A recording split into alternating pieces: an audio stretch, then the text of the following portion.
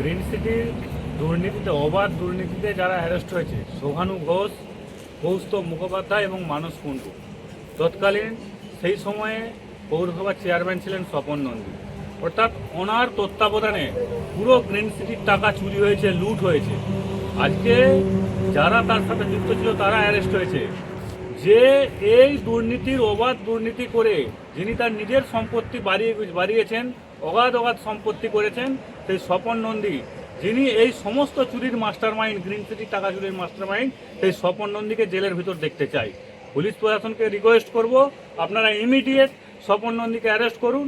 কারণ এই ছোটোখাটো যারা অ্যারেস্ট হয়েছে এরা সব চুনোপুটি। আমরা রাঘব বোয়ালের অ্যারেস্ট চাই, গ্রেপ্তারি চাই।